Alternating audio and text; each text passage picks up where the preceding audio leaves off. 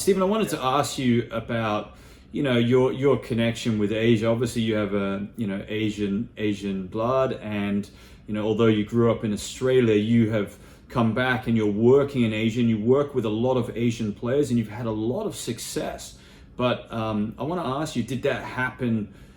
Was that planned, or did it just naturally happen?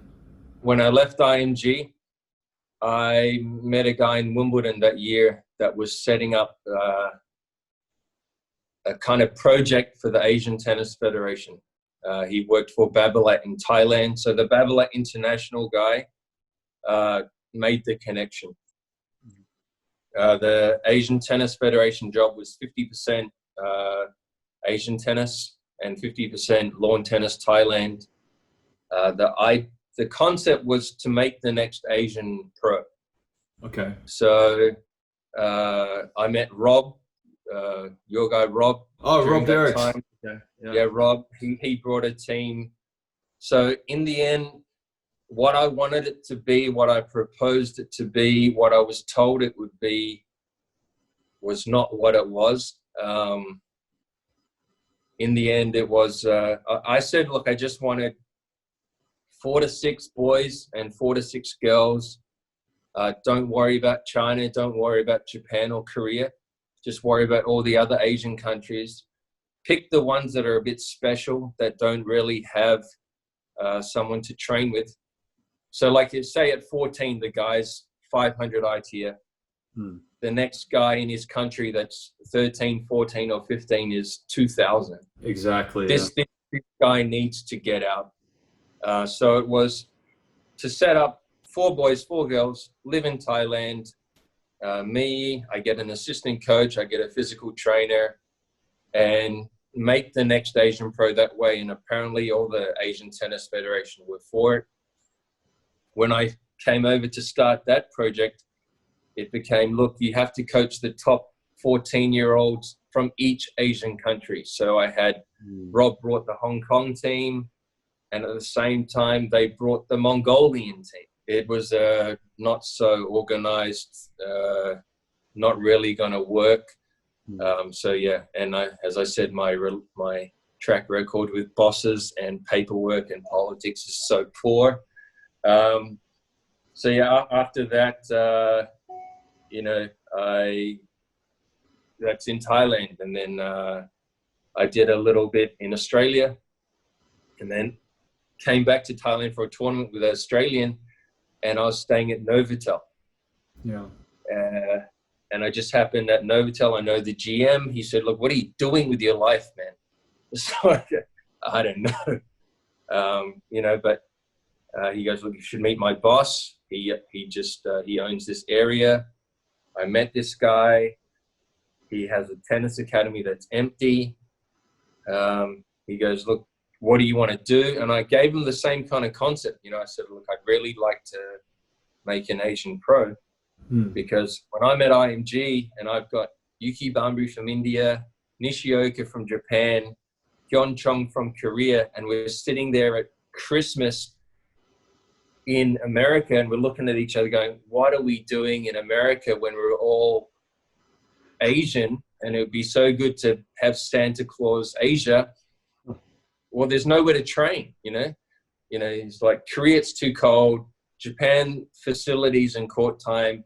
India, it's hard to get all the players together. So I started thinking, how come the best in India, the best in Japan, and the best in Korea, we're all in Florida? So there's obviously something missing there, to have the best players gathered together in Asia, because also my mum got cancer. I didn't want to be 33 hours away from her if something, if it happened. So yeah, just kind of, twist of fate. Asia happened. Stephen, I think that's an awesome answer, and I think you've dived into a new area here, which is, I wanted to ask you, why do you think, and actually Graham wrote into me and asked me to ask you this before you came on the show. No, it's a good question. He wants to know what your take is on developing the next men's, ATP player out of Asia, and why they are so far behind, Europe and the States and South America, etc. Whether they are so far behind, I mean, we got Hyung Chung who had a great run, and what you see is the main difference is what are the drawbacks and what are the advantages of working in Asia? I think Asia can do it. I mean, I don't think it's different for an Asian to make it than a European to make it, or an American to make it, or a South American to make it. I think it's that same triangle. The parents, the kids, the coaches, there are good kids here. I mean, there's always a top 10 junior Asian every year. What Jason Seng did, winning French and Wimbledon, and that was unbelievable. There's right now a China guy, top 10, Han Wen Li or something. He came to the academy for a hit. That it's not the talent, I mean, you can look at, say, if you got the work rate of a Randy Liu, you've got the hands of Nishioka or Nishikori. There's enough there for an Asian to make it. I think the federations get involved a lot, but how much you let the federation get involved and control your destiny also relates to the parents and the coach. I think if the parents say, look, we really don't want to get involved too much in the federation. I'm not saying federations are bad. It's just that sometimes if a kid's doing well, why would you change coach, change city, change fitness trainer, change school? Why not just, I understand. Stick with a winning game plan, right? I understand federations need to play their political thing, which is why we don't get along. But if someone's doing well, I understand the federations need to kind of say they have some input in their success. But a lot of the players, when they're doing well, just support them on their path. They will happily play Davis Cup for your country. They will all happily play it. You don't need to have them train in your national system for them to do that. And I think a lot of the time they get stuck. The Japanese have all that, the corporate tennis system. The Koreans got to, they've got to join a university team. And if they don't win an Asian Games medal, they've got to go to the army. Singapore, they all got to go to the army. China, they all have provincial teams. Even though China's got a lot of good players, they're not training together. Yeah. I don't think it's the talent.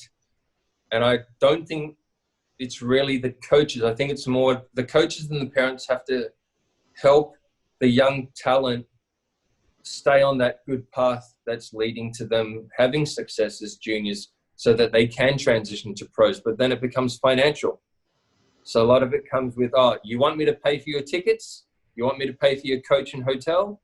Then we want you to do this. And that's just not how it works. It's not, sponsorship with conditions is going to be tough, because what works, even for me, I can't coach everyone and I won't work with everyone. I only work with certain players, and certain coaches work with certain players all the time. So for Graham's question, it's right there.